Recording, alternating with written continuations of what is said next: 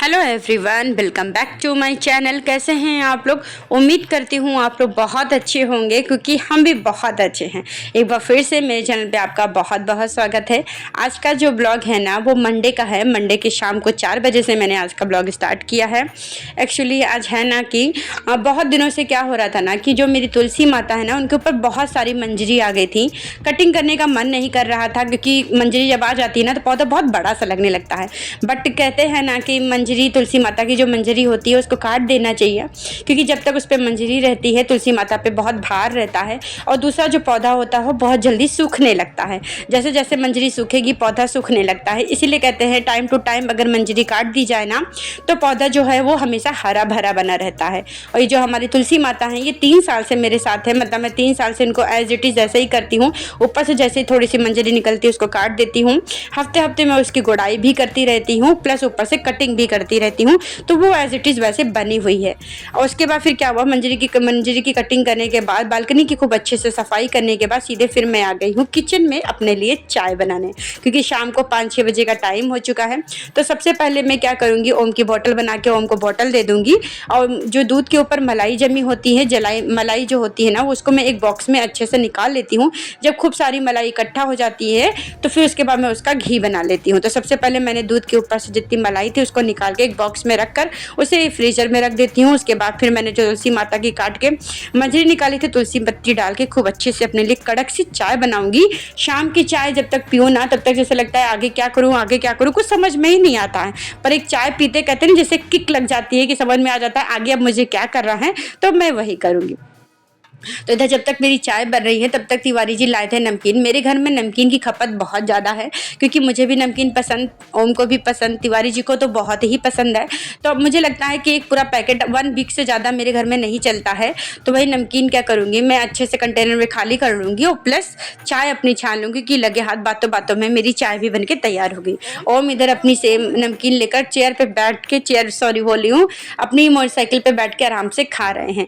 और जब तक ये मैंने चाय वाय के ख़त्म किया, उसके बाद फिर क्या हुआ ना कि मैंने गुलाब की कलम लगाई हुई थी बहुत पहले, 1 महीना पहले लगाई थी, जो कि निकली नहीं। मतलब अजीब सी पता नहीं क्या कलम ही सूख गई, निकली ही नहीं। एक पेड़ में तो निकली है, दूसरे गमले में, एक गमले में बिल्कुल भी नहीं निकली। तो वही कलम हटा के मैं इसमें बीज बो रही हूँ। एक फूल का मैंने बीज बोया है। जब वो निकलेगा तो मैं आपके साथ जरूर शेयर करूँगी। देखती हूँ कैसा फूल निकलता है, क्योंकि बहुत शौक से मैंने बीज मार्केट से मंगा के उसमें बीज डाले हैं। बताऊँगी नहीं किसके बीज डाले हैं, जब फूल निकल जाएगा तब आपको दिखाऊंगी। तो इधर बीज लगाने के बाद फिर मैं सीधे आ गई हूँ मंदिर में। शाम के 6, साढ़े 6 या 7 बज रहे हैं। मैं क्या कर रही हूँ, शाम को दिया जला देती हूँ। शाम को दिया जलाना भी ज़रूर चाहिए, तो मैं पूरी कोशिश करती हूँ कि दिया मैं ज़रूर जला दूँ। तो मंदिर में दिया जलाने के बाद फिर मैं तुलसी माता के सामने दिया रख देती हूँ। और इधर तुलसी माता को मैंने गेट के सामने रखा हुआ है, ताकि एक पंथ दो काज हो जाए, तुलसी माता को भी दिया जल जाए और प्लस गेट के सामने भी दिया जल जाए। उसके बाद फिर मैं आ गई थी यहाँ पे। कल क्या हुआ था ना कि मैंने बेडशीट धुली थी, पिलो कवर धुला था। जब पिलो कवर धुला था ना तो वो हल्का सा साइड से जैसे सिलाई खुल जाती है। जब नए बेडशीट पिलो कवर लाओ ना तो उसकी सिलाई हल्की सी खुली खुली लगती है। तो वही मैं सुई धागे से अच्छे से उसको सिल दूंगी, ताकि उसकी आगे की ज़्यादा की सिलाई ना खुले, क्योंकि हल्की जो खुली होती है ना वो आगे जाके बहुत बड़ी सी खुल जाती है। फिर बड़ा सा सिलना थोड़ा टफ हो जाता है। तो इसलिए मैंने छोटा सा जो खुला हुआ था उसी को फिर मैंने खूब अच्छे से सिल के अच्छे से तैयार कर दी। इधर ओम भी सो के उठ चुके हैं। ओम को मैंने दूध और बिस्किट खिला दिया है। उसके बाद फिर मैं ओम के एग्ज़ाम की तैयारी करवाने लगी हूँ, क्योंकि ओम के एग्ज़ाम होने वाले हैं। तो ओम को वैसे पढ़ाती तो डेली हूँ मैं, आधा 1 घंटा 5 घंटा लेके बैठ जाती हूँ पढ़ाने के लिए, पर एग्ज़ाम टाइम पे थोड़ा ज़्यादा फोर्स कर देती हूँ पढ़ाने के लिए।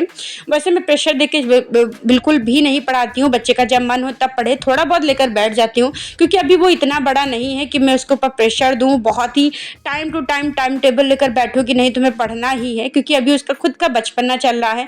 तो मैं सोचती हूँ अभी जो कुछ सीखे वो खुद से सीखे, मैं उसको ज़्यादा फोर्स ना करूँ, क्योंकि अगर मैं अभी से फोर्स करूँगी आगे जाके तो उसके ऊपर बहुत ही प्रेशर पड़ने वाला है। क्योंकि आजकल की जो पढ़ाई है जो ना, वो प्रेशर के अंडर निकलती है। जैसे कि हर महीने एग्ज़ाम लेंगे, टेस्ट लेंगे, कंपेरेटिव होंगे, बोर्ड्स होंगे, तो बच्चे बेचारे नहीं पढ़ पाते। वो पढ़ाई को एज ए ड्यूटी लेकर चलने लगे हैं, जो कि पढ़ाई मानते हैं कि बहुत ज़रूरी होती है, बट जब तक आपका माइंड डेवलप नहीं होगा, आप खुद से नहीं सीखोगे, आप रट्टा मार के कब तक पढ़ लोगे। और मुझे लगता है आज की पढ़ाई भाई रट्टा मारने वाली है, क्योंकि समझ में बच्चों को बहुत कम आता है।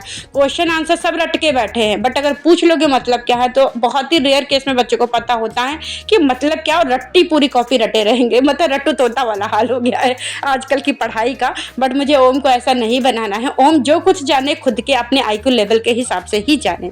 तो उसको पढ़ाई लिखाने के बाद सीधे फिर मैं आ गई हूँ अपनी किचन में। आज सिंपल किचन में बहुत ही सिंपल सा डिनर बनाऊंगी, ज़्यादा कुछ नहीं है। बहुत दिनों से मैंने दाल नहीं बनाई थी।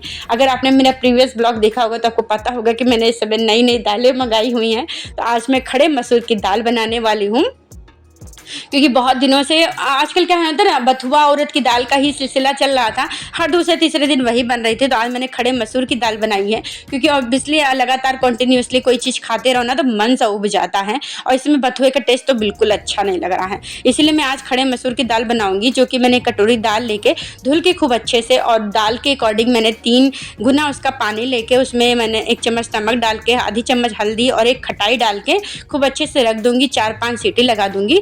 4-5 सीटी में दाल बहुत अच्छे से बन जाती है, और मेरी दाल बन भी गई थी।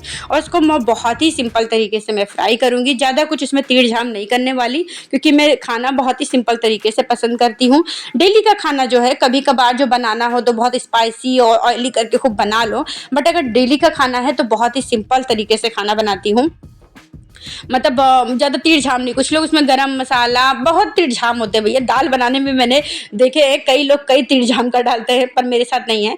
सिंपली मैं 1 प्याज ले लूँगी, 4-5 हरी मिर्ची ले लूँगी, आधा चम्मच जीरा ले लूँगी, और 2-3 लहसुन की कलियाँ ले लूँगी। वही सिंपली तेल में, सरसों के तेल में डाल के खूब अच्छे से फ्राई कर लूँगी। ये ऐसे ही बहुत टेस्टी लगती है। वैसे भी खड़े मसूर की दाल का टेस्ट का खुद का एक अपना टेस्ट होता है, बट लोग उसमें मसाले डाल के, सब कुछ डाल के टेस्ट का खराब ही कर देते हैं। मुझे ऑब्वियसली नहीं पसंद आती है। बहुत ही सिंपल तरीके से दाल, कम से कम दाल का तो टेस्ट आना चाहिए। मसाले तो सब्जियों में ऑलरेडी उसका टेस्ट आता ही है। कुछ लोग दाल को ही बिल्कुल सब्जी के तरीके बना देंगे कि बिल्कुल समझ में नहीं आएगा हम दाल खा रहे हैं कि सब्जी खा रहे हैं। दाल सब्जी में थोड़ा बहुत डिफरेंस रखना चाहिए। तो वही आधा चम्मच तड़का तेल डाल दूँगी, देखने में बहुत अच्छा लगता है। तो हल्का सा मसाला डाल दिया मैंने, रेड चिली पाउडर डाल दिया, जो कि कड़वी बिल्कुल भी नहीं है, हल्का सा कलर इन्हेंस कर देती है बस खाली। उसके बाद दाल रखे, खूब अच्छे से छौंक दिया, और जिस कुकर में मैंने दाल बनाई थी उसी कुकर में चावल बनाऊंगी। क्योंकि पता नहीं क्या, मेरी जो सिंक है ना उसको एक वरदान मिला हुआ है, वो कभी खाली रहती ही नहीं है।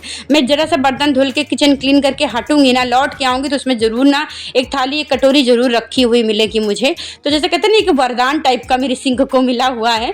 तो उस वरदान को थोड़ा कम करने के लिए मैंने क्या किया ना, जिस कुकर में दाल बनाई थी उसी कुकर में मैं चावल रख दूंगी बनने के लिए।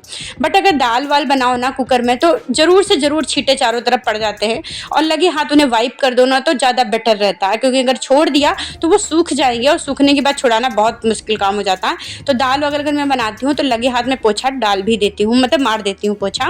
उसके बाद फिर मैंने दूध रख दिया, तुरंत ही लगे हाथ दूध उबलने के लिए, क्योंकि शाम को दूध आता है मेरा।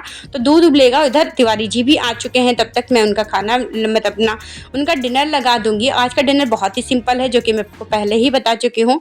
चावल बनाऊंगी, सिंपली दाल बनाऊंगी, और थोड़ी सी सब्जी बची हुई थी जो कि दोपहर में मैंने बनाई थी, वो सब्जी हो जाएगी प्लस अचार हो जाएगा। आज हमारा सिंपली डिनर यही होगा। आइए आप लोग भी आकर डिनर कर लीजिए, और कैसे लग रही मेरी थाली देखने में मुझे कमेंट करके जरूर बताइएगा। चलिए इसी बात पे हम अपने वीडियो के एंड पे आ चुके हैं। आई होप आपने मेरे इस ब्लॉग को पसंद किया होगा। फिर मिलते हैं आप